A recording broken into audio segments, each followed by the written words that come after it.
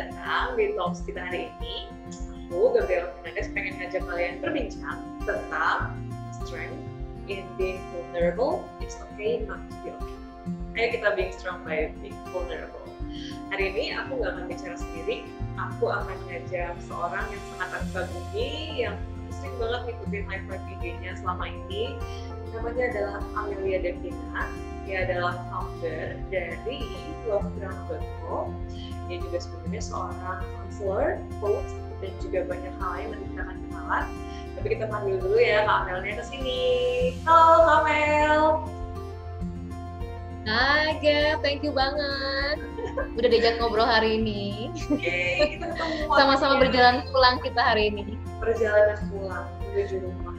Iya. Oke. Berlayar, kalau kata Gili berlayar. Berlayar pulang. Aku pertama kali ketemu Kak Amel kapan ya? Waktu Kak Amel itu ngajak aku live IG di loveground.co kalau nggak salah. Dan itu posisinya adalah aku cerita tentang apa ya waktu itu Kak Amel ya? Iya. Lupa. Apa ya? Insomnia. Insomnia. Tentang insomnia. Waktu itu aku rilis laguku yang Insomnia Song. Terus Kak Amel tanya-tanya tentang proses dibaliknya dan cerita dibaliknya tentang overthinking dari pembuatan lagu Insomnia itu. Lalu sekarang di laguku yang selanjutnya, singleku yang kelima, judulnya On a Sailboat Beneath the Sky, aku bikin satu semacam apa ya, kegiatan yang judulnya Sailing Home. Jadi ini sebenarnya juga di singleku juga gitu, dan kali ini aku yang ngajak Kak Amel buat ayo dong berbincang dong, gantian dong Kak. Seneng banget Kak Amel udah mau banget. Oke. Jadi mungkin sebelumnya aku pengen cerita dikit dulu tentang kenapa sih aku tuh mulai bikin talks kayak gini dan kenapa sih tema ini yang pengen aku angkat gitu. Jadi kalau misalnya aku sendiri sih, jadi mungkin aku udah cerita di video yang sebelumnya teman-teman tentang struggle yang aku alami dan bagaimana aku pengen bisa lebih jujur lewat karya-karyaku. Nah, karya-karyaku itu kan sebenarnya bentuk ekspresi ya, bentuk kejujuran dari apa yang aku rasain. Dan kemudian apa yang selama ini aku sembunyikan atau tidak tunjukkan kepada banyak orang, kepada sosial media atau mungkin karya-karyaku sendiri pun aku pilah-pilah gitu. Ada yang aku tunjukin, ada yang aku sembunyikan gitu. Kali ini aku pengen lebih jujur, aku pengen lebih otentik sama diri, sama orang lain juga. Jadi aku memutuskan untuk mengungkapkan dan menceritakan apa yang aku alami. Harapannya sih, satu, biar aku bisa lebih jujur sama diri, dan yang kedua, siapa tahu dari ceritaku ada banyak orang lain yang mengalami hal yang sama, dan mungkin juga jadi menemukan kekuatan di dalamnya. Nah, jadi tema yang aku pengen angkat hari ini bareng Kak Amel adalah being strong by being vulnerable. Kita menjadi kuat dengan memeluk kerentanan kita. Vulnerable is being rentan. Jadi dengan aku memeluk kerentananku lewat karya-karyaku, aku pengen ngebahas tentang itu bareng Kak Amel gitu. Jadi itu sedikit cerita di balik tema hari ini. Nah, apa sih yang pengen kita obrolin bareng Kak Amel? Aku udah punya beberapa pertanyaan buat Kak Amel.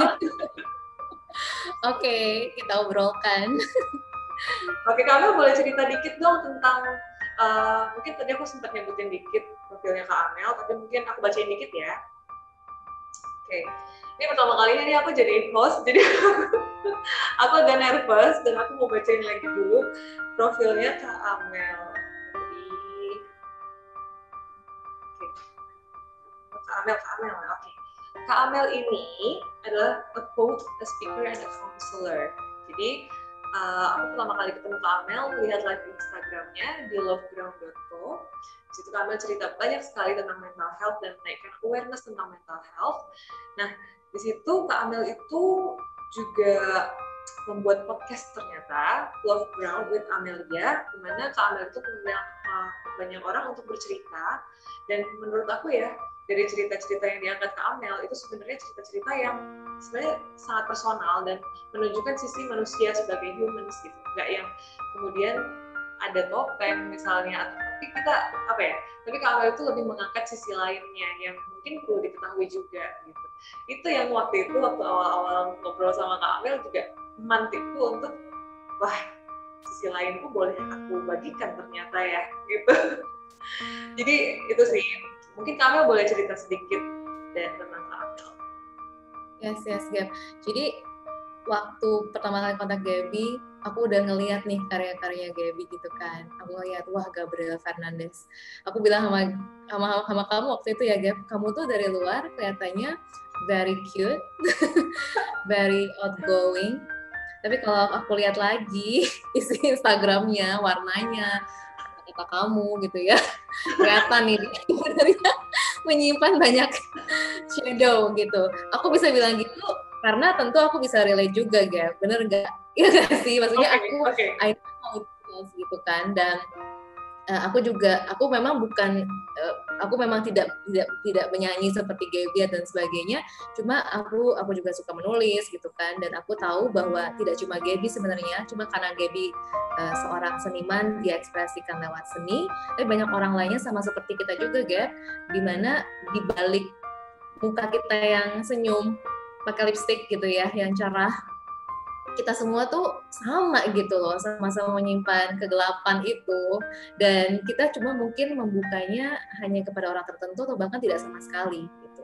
Cuma bayangin nggak sih kalau misalnya kita terus membuat bagian diri ini terus tersimpan dalam kegelapan, dia bakal kayak gimana gitu, bakal jamuran, bakal ya kan, bakal nggak masuk busuk, bener, dan jadinya malah merugikan kita, berbau dan menyakiti kita gitu. Jadi why not kita bring it to light gitu.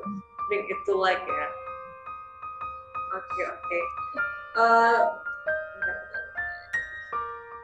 Oke. Oke, aku pengen nanya beberapa hal nih ke Kamel. Kalau misalnya tentang mungkin kita udah sering denger ya, it's okay not to be okay gitu. Gak apa-apa kok kamu gak okay gitu kan. Nah tapi boleh gak sih Kamel berbagi pandangan tentang gimana sih pendapat Kamel tentang tren saat ini gitu. Biasanya sekarang itu gimana sih tentang memeluk kerentanan ini yang biasanya orang lakukan itu seperti apa saat ini?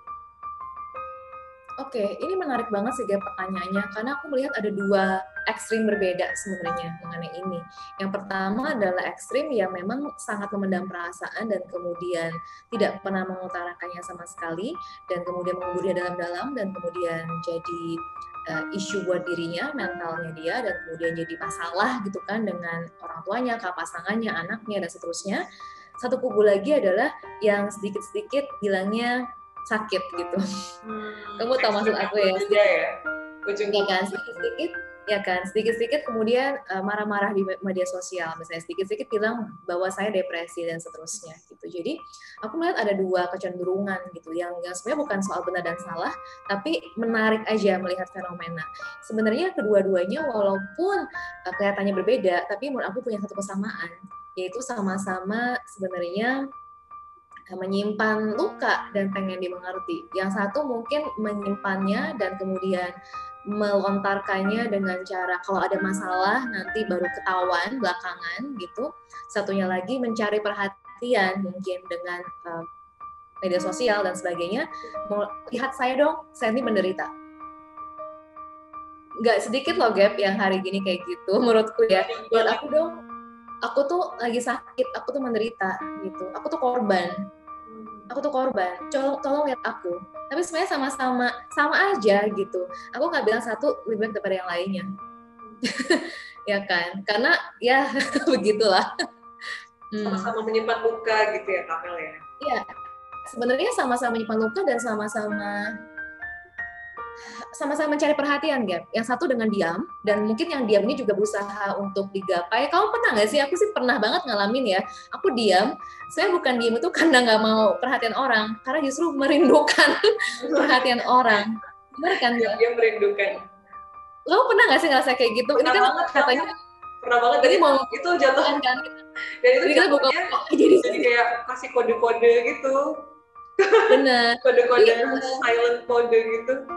Jadi sebenarnya seringkali orang yang diam dan orang yang menutup diri dari orang justru adalah orang yang paling butuh koneksi. Nah, mungkin yang moga-moga nonton dan dengar juga bisa kayak, ini aku bukan ya, karena aku melihat banget di diri aku ataupun di orang-orang lain, klien dan sebagainya. Justru ketika kita yang no gitu kan, aku nggak mau dekat-dekat orang, aku menutup diri dari orang. Orang yang paling menutup diri dari orang biasanya justru adalah orang yang paling butuh koneksi. Cuman dia mungkin dia bangun benteng, Gap, jadi dia takut terluka lagi, jadi dia kayak enggak, aku nggak mau dekat-dekat sama kamu gitu. Padahal sebenarnya aku mau, cuman aku takut sakit gitu kan. Jadi jangan dekat-dekat aku. Aku terlalu rentan untuk disakiti gitu. Tapi itu nggak diungkapkan ya Kak. Yang diungkapkannya malah dengan benteng-benteng itu tadi. Iya, itu yang banyak terjadi. Banyak yang terjadi kayak gitu. Yang kelihatan dari luar tuh yang kokoh, tegar, yang enggak, aku nggak butuh kamu, aku nggak butuh siapapun gitu. Tapi menurut Kakak kenapa sih bisa sampai terjadi ada dua ekstrim yang sangat berbeda ini tuh loh Kak Mel? Maksudnya apakah ada pengaruh dari masyarakat sekitar atau mungkin tentang hal-hal di luar diri juga gitu Kak? Oke. Yes, ada pengaruh banget. Jadi terlepas dari kata society, kata masyarakat, sebenarnya mungkin Gaby juga pernah dengar ya, mungkin ada yang pernah dengar juga mengenai defense mechanism, cara kita survive gitu. Jadi biasanya ada tiga cara untuk kita bertahan hidup ya kan, antara kita fight, flight, atau freeze gitu. Fight, nah jadi atau freeze, oke. Yes. Itu yang kita semua pernah alamin. Fight nih, Gap. Misalnya kita ribut, Gap. Ya udah kita cari ribut aja, Gap. Benar kan? Kita langsung keluarin. Ya, kenapa sih kamu gitu kan? Kamu tuh tahu nggak sih? Aku tuh kesel gitu. Nah, ada mungkin yang flight. Udah deh, aku malas ribut, aku cabut aja. Aku nggak mau dengar. Itu juga banyak terjadi. Atau mungkin ada yang freeze. Freeze itu gimana? Freeze itu kita jadi enggak, aku nggak ngerasa apa-apa. Aku baik-baik aja. Itu yang juga yang jadinya karena mungkin sekali dua kali, lama-lama dia kayak merasa aku nggak tahu perasaanku apa. Aku nggak sedikit loh Gap, ketemu orang yang kayak gitu akhirnya. Yang ketika mulai sesi baru gitu ya, aku tanya perasaan kamu apa? Nggak tahu. Ya saja gitu. Nah, itu adalah tanda-tanda terbiasa menamkan perasaannya gitu kan, membekukan, mendiadakan perasaan. Jadi nggak tahu lagi perasaannya apa. Nah, itu kalau kita bilang dari segi memang psikologi manusia ya, memang pada dasarnya manusia punya kecenderungan seperti itu, tapi itu tuh memakai itu sudah usang, Gap. Itu tuh survival mode yang sebenarnya zaman purba gitu. Zaman purba ketika kita di goa gitu ya, kita membutuhkan itu kan. Fight, kita lawan itu misalnya rusak gitu ya. Atau flight, ada beruang kabur lari. Atau mungkin freeze, pura-pura mati. Ya kan, atau pura-pura mati kan kalau pura-pura mati gini. Biar nggak dikira udah mati sama binatangnya gitu. Tapi di kehidupan kita sekarang, apakah tiga cara itu sehat sebenarnya? Oke, jadi emang bahayanya udah beda ya Kak Mel. Kadang yang kita sebut monster di masa lalu, beruang, bencana alam juga masih ya, tapi kayak lebih real dulu gitu ya. Dan segala macam bahaya di alam yang dulu kita hadapin, sama sekarang, society, terus kemudian masalah-masalah interpersonal, atau mungkin isu-isu lain yang sangat banyak sekali, itu sangat berbeda kan sebenarnya ya Kak ya, cara kita harusnya menghadapinya. Tapi masih ke bawah ya Kak Amel ya? Benar, itu betul banget Gap yang kamu bilang, zaman now itu udah beda banget masalah kita dari yang kita hidup di gua itu gitu kan.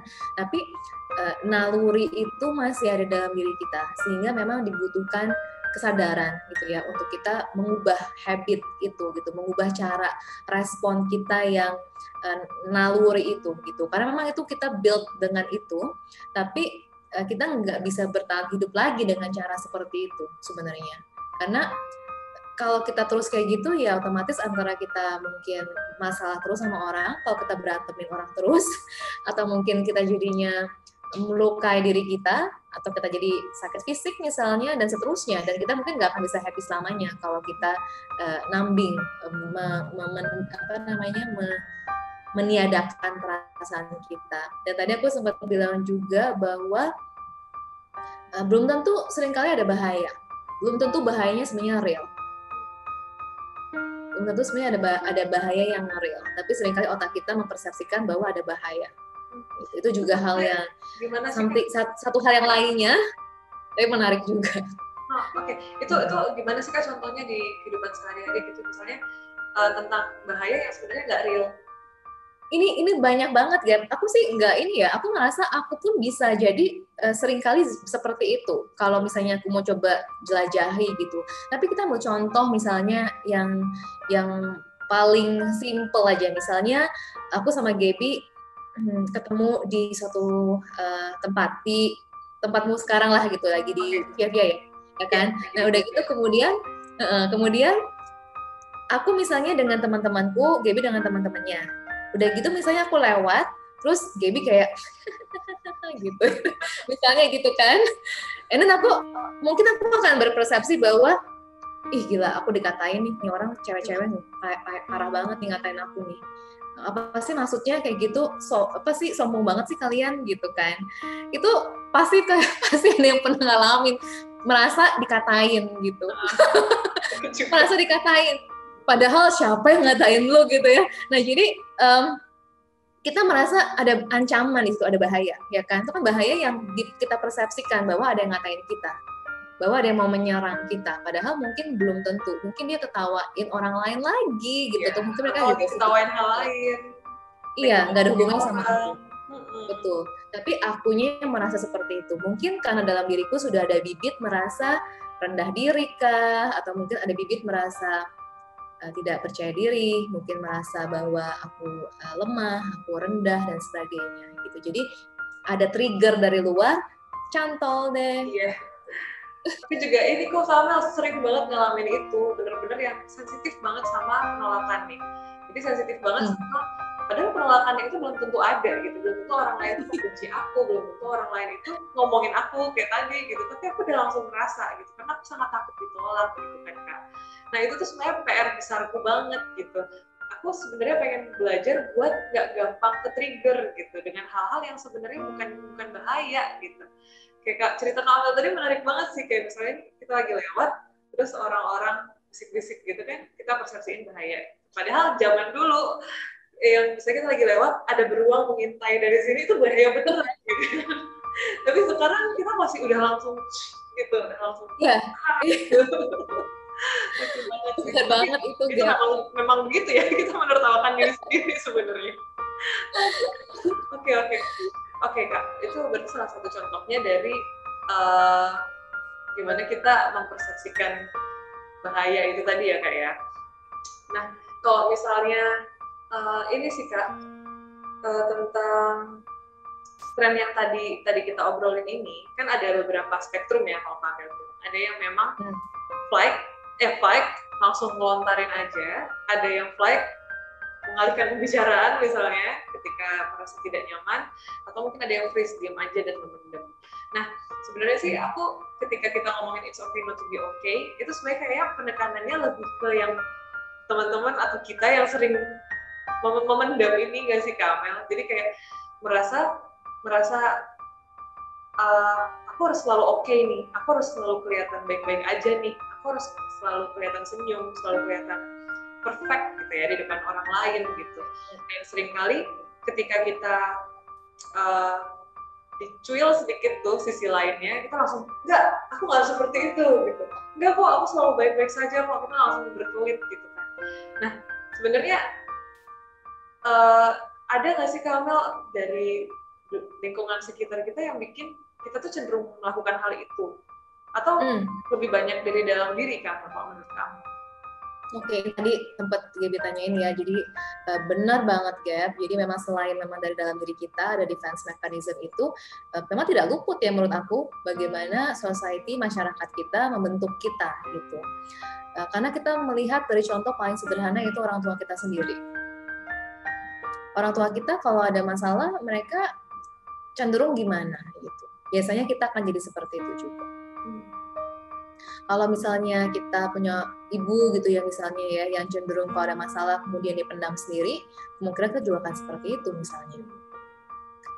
Atau mungkin yang ngelabrak orang, mungkin kita juga akan seperti itu misalnya. Jadi biasanya kita akan cenderung mengikuti pola yang sudah kita biasa lihat alami, familiar gitu. Dan memendam itu gini, kita pikir orang yang ngelabrak itu nggak memendam, padahal bukan berarti dia nggak memendam, belum tentu juga sebenarnya. Mungkin dia memendam rasa bersalah karena ngelabrak ya. Gitu. Nggak sedikit ya aku rasa orang yang pemarah merasa bersalah karena marah. Aku salah satunya. Jadi aku orang yang pendam ya, tapi aku juga bisa ekspresiin. Dan kadang-kadang kalau udah selesai marah ya nyesel juga sih, kayak ya kan, kayak kok aku gitu banget sih, kok aku nggak bisa banget sih ngelandaliin emosiku, kok aku harus marah-marah sih, malukan banget. Jadi kita orang yang ngelabrak dan orang yang marah itu seringkali bisa jadi itu merasa bersalah, malu sama dirinya sendiri, kok aku kayak begitu banget gitu ya. Nah jadi sebenarnya yes gitu, masyarakat kita nggak pengen lihat itu ya Gap, kalau menurut aku. Kita dibayar karena kita terlihat bagus gitu loh, ibaratnya. Kita, ya kan, bukan kita, dalam arti kita manusia gitu ya, performing good and then baru dibayar. Waktu kita kecil, kita jadi anak baik, baru kita dikasih sayang. Jangan kayak gitu ya, kalau kayak gitu mama nggak sayang. Kalau kayak gitu bukan anak mama nanti, kamu malu-maluin mama banget sih, kamu kayak gitu, mama nggak sayang lagi, mama nggak sayang. Pernah kayak familiar banget gak sih kata-kata itu gitu, ya kan? Jangan cengeng dong, mama, kamu gak malu sama teman-teman yang lain misalnya. Jadi kita tuh selalu aja dari kecil, tentu bukan salah orang tua kita juga, karena mereka pun mungkin dibesarkan dengan cara demikian, tapi kita terbiasa untuk tidak boleh gitu, tidak boleh nangis, tidak boleh sedih, nggak boleh takut. Aku takut ma, itu gelap mau ke WC, takut gitu kan. Kamu kan anak laki takut gitu aja, harus kuat dong. Anak pertama apalagi, adik-adik kamu gimana kalau kamu gini aja nggak berani gitu, ya kan. Terus kayak, oke, aku pernah punya klien Gap, dia lagi di Bajai, dia mau muntah, diomelin karena mau muntah. Dan itu membekas, sangat membekas banget ya. Dan dia bilang, aku nggak boleh muntah, aku nggak boleh pusing, aku nggak boleh mual, aku harus pendam perasaan itu. Padahal fisik ya? Padahal fisik, karena kalau nggak dia akan diomelin. Jadi kita merasa kita disayang kalau kita perform gitu loh, kalau kita jadi anak baik. Kalau kita perfect, bener Gap, bener banget.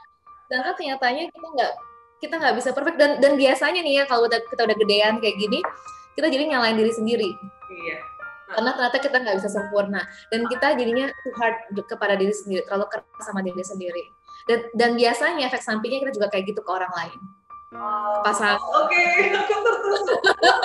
Kamu kayak gitu sih gitu. Kok kamu kerjanya kayak gitu sih gitu. Riza, kok kamu kerjanya kayak gitu? Ayo. Iya, bener banget Kamel, bener banget, karena kita punya perfeksionis itu sendiri, jadi kita juga menetapkan standar itu yang sama, standar yang sama pada orang lain gitu kan, jadi kayak terbawa terus gitu. Benar, dan itu bukan cuma kita, semuanya kayak gitu sebenarnya Gab. Jadi mungkin teman-teman juga Gaby pernah dengar Carl Jung kan psikoterapis dunia sangat terkenal. Jadi dia suka bilang, apapun yang kita nggak suka mengenai diri kita, biasanya kita akan lihat di diri orang lain. Dan kita akan terus bertemu dengan itu, kita akan terus bertemu dengannya sampai kita mencintai bagian tersebut gitu. Jadi kayak cermin, kita bisa melihat apa yang kita suka di diri kita, tapi ada di orang lain. Tapi kita dihadapkan terus sama orang itu, kayak kita itu mengirimkan orang itu terus ke kita sampai kita lulus nggak apa-apa dengan kekurangan itu pada akhirnya gitu ya Kak. Benar. Dan kekurangan itu ada dalam diri kita sebenarnya kan. Jadi sebenarnya Tuhan tuh mau kita mencintai diri kita gitu. Indah banget sebenarnya. Cuman ngejalaninya Gap gitu kan, kayak dipecut, kayak di apa, aku ngerti. Cuma memang sebenarnya kalau kita lihat lagi indah gitu. Oke. Butuh secangkir. Langsung dapat banyak hal. Aku tersadarkan, tertonjok. Dan aku setuju banget sama yang Kamel bilang tadi sih. Dari kecil mungkin kita terbiasa untuk harus selalu terlihat baik, terlihat oke, terlihat perfect, terlihat bagus untuk mencari kasih sayang atau mungkin mencari penerimaan, entah dari orang tua, entah dari guru, entah dari lingkungan atau peer atau apa ya, banget. Anak-anak seumuran kita gitu, gimana supaya bisa diterima, kita harus kelihatan baik, jadi yang baik, Benar. selalu sempurna, nilainya harus selalu bagus gitu. Dan itu terbawa sampai sekarang kan Kak Amel. Kalau misalnya di aku, yang Kak Amel ceritain tadi itu juga banyak tuh yang aku alami. Kayak misalnya, aku selalu berusaha menunjukkan persona aku yang oke, yang baik, yang kalem gitu kan, yang selalu bisa menghadapi banyak hal dengan mulus gitu, atau mungkin selalu tersenyum gitu di foto, di panggung gitu. Aku jadi kayak merasa takut untuk menunjukkan sisiku yang lain gitu, yang memang padahal sebenarnya itu sisi humanku gitu kan, sisi manusiaku yang memang wajar kalau aku kadang merasa sedih, aku kadang ya kalau kita tersenyum terus itu kan juga kayak boneka jadi bukan manusia gitu rasanya. Nah itu tuh yang aku juga rasakan ketika aku di sosial media nih misalnya Kak Amel. Nah ini kan sekarang orang-orang semua punya akun Instagram, punya persona sebenarnya di sosial media. Aku sebagai seorang musisi, sebagai seorang yang memang pekerjaannya itu banyak berputar di sosial media dan di dunia maya gitu, jadi punya pressure tersendiri sih Kak Amel, aku ngerasainnya untuk aku harus selalu terlihat baik gitu. Kalau tadi Kak Amel bilang manusia itu dapat reward atau dibayar ketika mereka terlihat oke, terlihat baik, aku juga ngerasain itu banget. Aku kayak merasa harus menunjukkan Gaby yang ceria, Gaby yang outgoing, Gaby yang nice, kalem gitu. Tapi ketika sisiku yang lain itu aku pendem, aku tuh rasanya malah jadi kayak dia makin berontak, makin dipendem gitu. Aku ngerasain itu banget. Jadi yang Kak Amel lihat misalnya Kak Amel pertama kali lihat aku di akunku nih, dari akunku aja Kak Amel tuh udah bisa lihat gitu. Belum ngobrol nih sama Kak Amel nih, Kak Amel udah bisa lihat Gaby tuh kok kayaknya ada vibe sisi gelapnya juga ya gitu kan. Emang semua orang punya gitu kan, cuman mungkin ada perbedaan ya antara orang-orang lain dengan takarannya masing-masing gitu. Dan itu memang terjadi di aku tuh punya emosi yang sangat naik dan turun sangat ekstrim gitu. Tapi yang selama ini aku tunjukkan cuma yang up-nya aja, yang bawah-bawahnya aku tutup rapat-rapat. Nah itu menurut Kamel bahayanya apa sih kalau kita selalu melakukan hal itu, kayak selalu berusaha untuk terlihat oke, tapi yang nggak oke ini kita tutup rapat-rapat sebagai sebuah rahasia yang nggak pernah kita ungkapkan. Itu gimana sih Kak? Yes. Ini aku mention mengenai kamu juga nggak apa-apa ya Gab, karena memang aku menariknya gini loh, Gab itu lagunya very light, lukisannya very heavy gitu. Jadi aku ngerasa ada dua di situ gitu loh Gab, makanya aku kayak ngerasa itu tuh kayak jelas banget gitu di lagu very light ya kan, tapi di lukisan gila kalau kan lukisannya gitu. Dari pilihan warnanya gitu ya, ya pokoknya kelihatan banget kalau buat aku gitu, karena mungkin aku juga suka seni rupa ya. Nah jadi yes Gab, kamu sendiri tahu, aku juga tahu apa resikonya gitu ya. Kita ngomong dari pengalaman pribadi aja deh ya, kita nggak usah pakai teori gitu. Cerita-cerita aja. Benar. Nah jadi aku ngerasa kalau di aku memendam bagian yang kita nggak suka dari diri kita itu membuat kita udah pasti nih ya, aku jadi defensif banget, nggak bisa dikritik, mudah tersinggung, ya kan. Kemudian juga aku jadinya kaku, aku jadinya nggak bisa lepas, dan aku merasa orang nggak ngerti aku merasa nggak dicintai sebagaimana aku. Padahal sebenarnya itu semua adalah proyeksi dari gimana aku ke diri sendiri. Jadi ketika aku ngerasa aku tuh nggak dimengerti, tau nggak sih? Nggak ada. Aku tuh suka dulu ngomong kayak gitu, Gap. Di dunia ini nggak ada satu orang pun yang bisa ngertiin aku gitu. Tapi ternyata setelah aku lama-kelamaan ya aku baru sadar gitu. Itu tuh karena aku yang nggak ngertiin aku gitu loh, Gap. Makanya aku merasa sepi banget gitu ya. Kayak aku punya banyak teman, cuman aku nggak merasa ada yang bisa ngertiin aku gitu. Karena aku rasa akunya yang belum dengerin aku sendiri. Gitu. Yes, aku jadi sangat defensif, jadi gampang tersinggung. Aku ngerasa itu banget. Dan titik balikku adalah ketika memang aku ada momen di mana aku nggak tahu Gaby pernah dengar atau enggak, tapi aku pernah punya momen di mana aku punya pacar yang meninggal dunia. Oke, belum pernah ya. Oke, jadi Jadi aku sekian tahun lalu aku pernah punya pacar yang meninggal dunia. Dan ketika dia meninggal, aku tuh itu kan momen shattering, momen yang hancur lebur gitu, karena memang momen itu membuka jadi harus vulnerable banget gitu. Dan itu adalah titik balik aku banget ya, buat aku. Karena di titik itu aku sudah berprofesi kayak gini, dan aku akhirnya cerita di sosial media perjalanan aku gitu loh. Dan itu tuh nggak gampang buat aku, karena biasanya aku juga jarang cerita tentang apalagi love life gitu ya. Maksudnya aku juga nggak terlalu banyak cerita, apalagi ini meninggal. Tapi aku akhirnya cerita, dan ada beberapa orang yang akhirnya DM ke aku, message gitu ya, dan bilang bahwa dengan aku bercerita kelemahan aku, mereka merasa mampu juga untuk melakukan hal yang sama gitu. Jadi sejak itu aku merasa bahwa ternyata it's okay loh untuk be vulnerable gitu. Dan aku kemudian karena peristiwa meninggal ya, aku kemudian spend banyak waktu untuk meditasiin perasaan aku juga, dan juga shadow aku. Jadi kalau pernah dengar namanya shadow work, aku banyak meditasikan shadow aku, di mana aku belajar untuk memeluk aku yang marah gitu, aku yang pemarah, aku yang mau hebat, aku yang mau jadi nomor satu, aku yang sombong, aku yang iri hati gitu. Aku banyak merenungkan itu semua gitu. Aku banyak bertemu dengan sisi-sisi gelapku gitu. Nah, di saat itu aku nggak bilang aku sudah sempurna, no. Aku juga belum bilang aku sudah lengkap perjalanannya, tidak sama sekali. Tapi aku merasa banget gap gitu, dengan aku melakukan perjalanan itu, bertemu dan memeluk sisi gelapku, aku jadi jauh lebih bebas gitu. Dan aku jadi jauh lebih nggak defensif gitu loh. Jauh banget lebih nggak defensif. Biasanya nih ya, kalau aku nggak usah jauh-jauh adekku aja gitu ya, ngomongin aku misalnya apa gitu, aku kan langsung gue nggak kayak gitu kan, kayak kamu tadi bilang tadi kan, enggak. Terus aku tuh kayak selalu ya Gap, kalau orang berselisih paham sama aku tuh kayak harus membetulkan pikiran dia sampai dia ngerti maksud aku apa gitu. Aku nggak tahu ada yang merasa kayak gitu nggak ya? Aku tuh kayak gitu loh Gap, kayak aku mesti bikin kamu tahu maksudku tuh apa sebenarnya gitu. Kalau enggak, aku rasanya nggak puas gitu.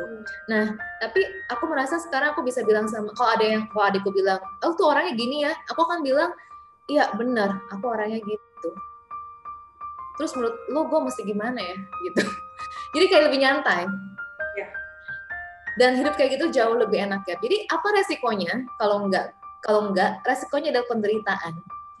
Penderitaan itu banyak bentuk, tapi sangat menderita dan sangat lelah ya, karena aku udah ngalamin sendiri, lelah banget, lelah super lelah. Untuk selalu bisa menang itu lelah sekali ya. Kayak untuk bisa selalu sepanjang waktu tuh kita fighting ya jadinya. Sepanjang waktu kita lelah banget, sumpah lelah banget ya. Lelah banget gitu. Setelah aku baru sadar, gila capek banget gitu ya, capek loh ternyata, capek banget ya. Dan bertahun-tahun lagi kita hidup kayak gitu karena ya. Iya, kayak bayangin nggak sih, dikit-dikit kita tersinggung, dikit-dikit kita harus membela diri. Kan capek ya Gap, dikit-dikit kita harus memasang apa gitu ya, kan capek banget kayak gitu. Harus selalu menang itu capek gitu, karena aku merasa dulu aku juga kalau ribut aku harus menang gitu kan, lagi ribut sama pacar harus menang gitu. Jadi iya itu benar-benar melelahkan banget sih. Apakah sanggup kita hidup kayak gitu lagi selama 10 tahun ke depan, 20 tahun ke depan? Jangankan 20 tahun. 1 bulan ke depan aja ya, bayangin deh. Dengan kondisi kita sekarang. Capek banget gitu. Tapi mungkin selama kita melakukan hal itu, kita juga nggak sadar ke apa yang ya, itu dia. Bikin hal yang sama gitu dengan kamu. Bener sih, tapi belum tentu orang yang ngalamin sadar, Gap. Bener banget. Sampai dia ketemu tembok gitu mungkin. Dan sampai udah dirombak, udah bener-bener berproses dengan diri sampai akhirnya udah bisa lepas nih, lebih let go aja, lebih nyantai, lebih nggak defense lagi, baru dia nyadar, baru kita nyadar, wah selama ini aku tuh kayak gitu ya, selama ini aku tuh pegang gelas yang aku taruh-taruh gitu, bener-bener capek tangannya. Tapi baru setelah bebas dari itu baru ngerasain gini. Aku sih ngerasa ya oke, Gaby aku rasa juga perjalanannya cukup melelahkan. Aku merasa nggak haruslah orang kayak aku ya punya pacar yang meninggal, ibaratnya, ngerti nggak sih? Kayak karena kalau udah sampai keadaan meninggal itu kan udah you are defenseless gitu. Kayak lu mau kemana lagi? Nggak ada cara lain selain berserah gitu. Itulah kenapa hancur, remuk, egonya hancur, Gap. Egonya hancur. Ketika egonya hancur baru kayak oke, itu. Selama ini bertahan terus, pakai tameng terus gitu kan. Ketika udah momen meninggal itu, mau nggak mau hancur, Gap, mati. Jadi aku merasa ketika dia meninggal, aku juga ikut meninggal waktu itu. Gitu. Secara ini ya, secara simbolik, ya kan? Karena itu beneran egonya hancur di situ. Aku mau, apalagi aku mau pertahankan gitu. Aku mau ribut sama siapa lagi sih sekarang gitu. Jadi memang iya sih Kamil, di titik terbawah itu ternyata bisa mengubah banyak hal. Yes. Banyak banget pintu yang terbuka karena udah nggak bisa kemana-mana lagi, pintunya ke atas gitu ya, Man. Yes. Jadi it's okay not to be okay. Karena di saat you're not okay, justru itu adalah momen itulah yang kita butuhkan sebenarnya. Momen ketika dimana kayak aku udah nggak tahu mau ngapain lagi. Aku udah hancur banget. Aku udah nggak mau ngapa-ngapain lagi. Aku udah berserah gitu ya. Biasanya itu di momen itu kita bangun gitu ya. Kita bangun dari tidur kita gitu kan. Iya. Bangkit. Kayak jadi peluklah momen tidak oke itu gitu kan. Peluklah momen tidak oke. Dia nggak akan kembali 2 kali. Kita sering patah hati ya. Kita sering patah hati, tapi patah hati oleh orang yang sama dengan perasaan kayak gini itu nggak akan pulang 2 kali loh. Malah sebenarnya sampai aku pernah dengar juga berterima kasih kepada orang-orang yang membuat patah hati gitu, karena bukan berterima kasih atas sifat buruknya ya, tapi berterima kasih atas pengalaman dan kesempatan yang sudah diberikan. Karena itu terjadi, kita jadi bisa melihat sisi lain dari dalam diri kita yang mungkin selama ini nggak mau kita sentuh gitu. Titik bawah itu tadi ya Kamil ya. Yes, dan kebetulan aku juga tadi Gap baru habis workshop past life kan. Itu tuh, jadi kalau kata mau sedikit, aku bocoran sedikit aja ya, aku nggak panjang soal ini, tapi pola kita ini berlangsung bukan cuma sekarang, tapi dari kehidupan-kehidupan sebelumnya juga bisa gitu loh. Dimana, bayangin nggak sih, kita tuh udah lelah sekian abad. Sekian abad, nggak tahu, beratus-ratus tahun sebelumnya. Iya. Dan aku baca-baca juga kan dari Instagramnya Kak Amel juga tentang past life gitu. Sebenarnya ya gitu kayak tadi yang tadi kita omongin, dia akan berulang-ulang terus. Maksudnya semesta juga akan mengirimkan situasi-situasi yang tidak menyenangkan itu untuk jadi ujian buat kita nggak sih Kak Amel? Kayak kesempatan buat kita untuk ya udah di kehidupan inilah kamu perlu memperbaiki itu gitu. Yes.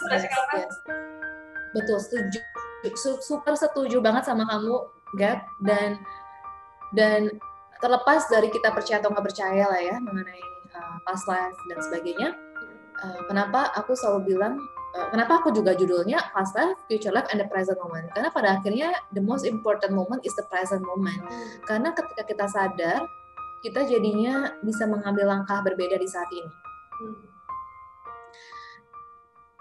Ya, cuman kalau kita kembali ke konteks it's okay not to be okay, konteks yang pertama kali kita bisa lakukan adalah dengan kita memilih kali ini untuk oke dengan perasaanku. Gitu. Untuk oke dengan ada di titik terbawah. Yes, betul banget. Bahkan kamu belum tentu harus oke sama orang yang menyakiti kamu loh. Gitu. Itu selalu pesanku ke klien ya. Kayak kamu nggak usah mikirin mau maafin dia dulu deh gitu. Nggak usah mikirin perlu menerima perlakuan dia atau perasaan buruk yang ditimbulkan olehnya. Nomor 1 dulu, terima dulu perasaan kamu sendiri gitu. Ya kan, itu aja kadang-kadang orang ribet kan. Jadi nomor 1, Gak usah ngomongin orang lain dulu. Itu tuh efek samping. Terima orang tuh efek samping. Karena kalau kita udah bisa nerima diri sendiri, kemungkinan kita bisa nerima orang. Yes. Jadi terima dulu, bisa nggak kamu nerima perasaan kamu sekarang di titik terendah dan tidak oke gitu. Karena biasanya juga kita pakai apa ya, kita menipu diri sendiri gitu nggak sih Kak Amel? Ketika kita ngerasa perasaan yang sangat tidak menyenangkan nih, aku ngerasa sangat marah atau misalnya aku sangat sedih, terus kita akan menutupi itu dengan perasaan-perasaan lain kayak enggak kok, aku baik-baik aja kok, aku nggak marah kok, atau kayak nggak mau mengakui perasaan itu sendiri itu kan Kak Amel. Nah, ketika kita nggak mau mengakui itu kan jatuhnya jadi kayak gini nih, contohnya kita luka, kita punya luka gitu, kita jatuh, lutut kita kegores, kita nggak mau mengakui dia kegores, gimana kita mau nyembuhin kasih betadine gitu kan kayak. Yeah, exactly, benar banget ya, setuju banget sama kamu.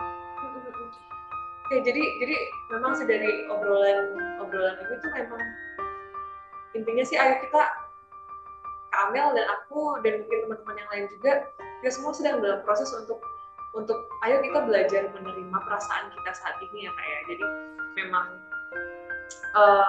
nggak apa-apa kamu sedang ada di titik terbawah, nggak apa-apa kamu sedang sedih atau sedang marah gitu, atau mungkin kamu sedang, kalau misalnya konteks awal banget tadi, nggak apa-apa kok kamu sedang mengalami mental struggle gitu, mental issue tertentu gitu, atau nggak apa-apa kamu punya sisi lain dalam diri kamu yang mungkin selama ini kamu nggak suka, kamu nggak pengen tunjukin gitu.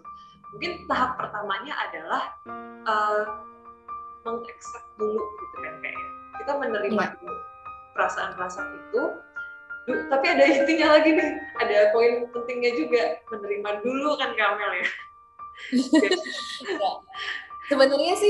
Sebenarnya menerima itu yes, aku setuju banget. Pada akhirnya kita yang pertama adalah menerima. Cuma seringkali Gap menuju menerima itu kadang-kadang orang ada step-stepnya lagi gitu Gap. Karena nggak semua orang bisa langsung menerima gitu aja. Menurutku step yang nomor 1 pada akhirnya adalah sadari dulu bahwa dia ada. Karena seringkali ya kamu bilang sadari bahwa seringkali kita nggak sadar kita nggak sadar kalau kita lagi marah gitu, kita nggak sadar kalau kita lagi sedih, takut. Seringkali kita pikir kita marah padahal kita sebenarnya takut, karena seringkali orang yang marah tuh karena takut gitu kan. Nah, jadi sadari dulu kemudian berani mengakui, itu step yang kedua menurutku. Jadi yang pertama sadari, yang kedua akui, oke, aku sebenarnya sedang merasa apa, kemudian baru kita terima lah gitu. Kita terima bahwa aku merasa, aku terima aku sedang merasa sedih. Atau kita bisa menggunakan kata-kata aku mencintai bagian diriku yang lagi sedih gitu. Aku mencintai bagian diriku yang lagi takut gitu. Jadi itu aku juga melakukan itu hampir setiap hari ya Gap sebenarnya. Jadi bukan berarti ini orang sering kali kan pengennya instan ya Gap. Oh aku pengen beres gitu. No, it's a daily practice menurut aku. Solving yourself is a daily choice. Daily choice ya, latihan, practice kayak olahraga. Sorry, aku bilangnya choice sih, bukan choice. Oh choice. Okay. Yes. Jadi pilihan. Kenapa aku bilang pilihan? Karena kamu bisa memilih untuk tidak demikian gitu. Tapi bedanya kita dengan orang yang lain mungkin adalah karena kita paling nggak sudah punya tahu sadar gitu. Kayak sadari, oh kita ada kesadaran ini. Kalau udah nggak sadar dan ya mungkin perlu sadar dulu gitu ibaratnya. Tapi kalau misalnya kita merasa kita sudah cukup sadar, maka kita perlu tambahin lagi dengan memilih pilihan yang berbeda. Make a different choice gitu. Sadari dan kemudian akui dan kemudian kali ini pilih untuk terima gitu. Tapi aku senang banget ketika kamu menyebutkan kata pilihan. Ya tadi aku salah dengar, aku kira chores, latihan atau ini daily stuff gitu. Tapi ketika kamu menyebut kata pilihan, choice, itu menempatkan diri kita itu sebagai orang yang punya daya gitu nggak sih Kak? Aduh, bener banget, itu bener banget ya, bener banget. Itu dia poinnya. Kenapa? Karena selama ini orang yang merasa menderita, dia merasa korban. Itu dia, Gap. Masalahnya adalah kita merasa kita adalah korban. Tapi selagi kita merasa kita korban, kita kita nggak akan bisa ambil tanggung jawab untuk memilih yang berbeda itu gitu loh. Karena kita merasa kita korban gitu. Gimana caranya make a different choice gitu. Tapi ketika kita mengubah mindset kita bahwa oke, aku punya pilihan gitu. Aku bukan lagi korban. Karena aku bukan korban, maka aku punya pilihan kali ini. Aku memilih jalan di mana. Ibaratnya nih ya, udah tahu cowok ini KDRT misalnya. Dulu punya suami KDRT. Cowok ini KDRT. Punya pilihan dong. Gitu. Punya pilihan kali ini. Kalau nggak punya pilihan, kalau belum sadar, biasanya akan cenderung masuk ke lubang yang sama gitu. Yeah. Tapi kalau kali ini udah tahu, oh misalnya dia KDRT juga, kita punya pilihan untuk say no. Ada orang mau ngutang misalnya. Kita bisa punya pilihan untuk say no kali ini. Kalau memang itu overstep our boundaries misalnya. Oke. Itu tentang mempunyai pilihan ya Kak Amel. Kita perlu untuk memosisikan diri kita bukan sebagai korban, tapi sebagai seseorang yang punya daya untuk menentukan pilihan kita sendiri itu kan Kak Amel. Dan aku juga ngerasain banget ya karena tadi sebutin tentang yang pertama tuh menyadari dulu, dan menyadari, proses untuk menyadari itu juga emang nggak gampang banget. Bahkan untuk aku yang belajar psikologi nih Kak, aku belajar psikologi 5 tahun gitu. Tapi itu tetap loh, maksudnya untuk menyadari luka-luka yang ada, untuk menyadari emosi-emosi yang aku rasakan, itu butuh latihan yang benar-benar intensif sebenarnya. Jadi kalau aku boleh cerita sedikit juga tentang prosesku belajar untuk menyadari ketidakokeanku, itu lebih ke, jadi gini, aku sedang dalam proses terapi nih Kak Amel. Dan proses terapi yang aku sedang alami itu namanya dialectical behavioral therapy, di mana ada 4 modul. Nah, 2 modul pertama itu atau 2 modul atau 1 modul pertama dulu deh, itu fokusnya benar-benar untuk menyadari dulu aja. Dan 1 modul aja itu bisa 1-2 bulan kalau Kak Amel. Jadi itu benar-benar latihan menyadari lewat mindfulness gitu. Dan apa yang disadari itu emosinya kita kan Kak. Jadi ketika aku punya emosi yang naik turun banget nih, gitu. Kadang ketika kita nggak menyadari itu, ya udah dia akan lewat gitu aja tanpa kita bisa tracking gitu kan. Nah, padahal ketika kita mau mengenali luka apa yang ada, kita kan perlu tahu dia tuh apa, rasanya seperti apa, namanya apa, dan itu tuh prosesnya nggak instan kayak yang Kak Amel bilang tadi. Benar-benar butuh waktu, butuh disiplin, butuh ketekunan. Itu bukan sesuatu yang kita meditasi 2 jam gitu terus langsung swing gitu, kita menyadari perasaan kita, itu nggak bisa ya kayak. Betul. Aku super setuju banget sama Gap, aku juga sama gitu ya. Proses aku juga aku rasa nggak beda jauh dengan apa yang kamu alamin. Aku ngalamin sendiri ke diri aku gitu ya, dan aku rasa ketika aku ketika aku counselingin orang juga sama. Jadi kenapa kesadaran itu penting gitu. Karena ketika kita sadar, kita bisa buat pilihan yang berbeda, itu dia sebenarnya. Kenapa dibangunnya panjang? Memang sama Gap, aku juga sama sih Gap, persis banget yang kayak kamu cerita. Itu tuh di awal tuh bangun fondasi untuk sadar, itu tuh untuk bisa melatih kayak, oh aku lagi gini tuh butuh waktu, disiplin, komitmen. Bener banget ya. Komitmen, benar. Dan komitmen dari yang melakukannya gitu ya. Jadi nggak bisa kita mengharapkan suatu hasil kalau kita sendiri nggak latihan. Itu sudah pasti tidak mungkin. Tidak mungkin aja, nggak mungkin. Tapi usaha tidak mungkin mengkhianati hasil, ibaratnya gitu kan. Yeah. Jadi kalau ada usaha pasti ada hasil. Nah jadi sama kayak meditasi juga. Mindfulness salah satunya lewat meditasi. Tapi mindfulness tidak hanya melewat meditasi gitu kan. Jadi dengan kita mulai berlatih semakin sadar, salah satunya lewat meditasi tentu, kita jadinya semakin nggak kalau kita punya pikiran yang misalnya kita bilang pikiran yang kita anggap bahaya ternyata bukan bahaya misalnya, itu kita nggak mungkin bisa sadari kalau kita nggak membiasakan diri sadar. Nah ketika kita sudah membiasakan diri sadar, kita jadi tahu, oh aku mikir sesuatu yang kayaknya bahaya, padahal ternyata ini bukan bahaya, and then aku bisa memilih respon yang berbeda. Bisa memilih respon yang berbeda itu sebenarnya berarti syarat pertamanya adalah sadar dulu ya kayak baru bisa sampai ke tahap selanjutnya itu tadi. Betul. Jadi memang sadar tuh number one, self awareness gitu. Gary V, tahu kan Gary V ya? Mungkin teman-teman juga familiar sama Gary V. Gary V selalu juga suka bilang, padahal tuh nggak ada hubungannya sama psikologi ya, tapi dia juga selalu suka bilang, number one, the most important thing is self-awareness. Dia bisa bilang gitu. Aku rasa, yes, of course gitu. Karena kalau nggak ada self-awareness, kita hidup, kita pikir itu adalah takdir. Gitu. Gila, aku tuh takdirnya menderita banget ya. Iya, nggak salah juga sih, kadang-kadang memang kita ada jalan hidup seperti itu, tapi kemudian kalau kita punya kesadaran, kita bisa memilih respon kita gimana terhadap apa yang terjadi hari ini. Gitu. Kita mau jadiin ini persepsinya, ini bikin aku menderita, atau ini adalah jalan aku untuk aku bangkit misalnya. Itu tuh beneran make a big difference menurut aku. Iya. Kayak dari tadi juga tentang playing the victim atau melihat diri kita sebagai seseorang yang punya pilihan. Yes, benar banget. Karena setelah itu attitude kita saat itu menentukan langkah kita selanjutnya kan Kak. Apakah kita mau tetap di situ atau mungkin mau menyalahkan banyak hal orang lain, situasi, atau ya udah we move on gitu. Kita ngelakuin sesuatu kan, untuk work on it gitu kan Kak. Bener banget ya.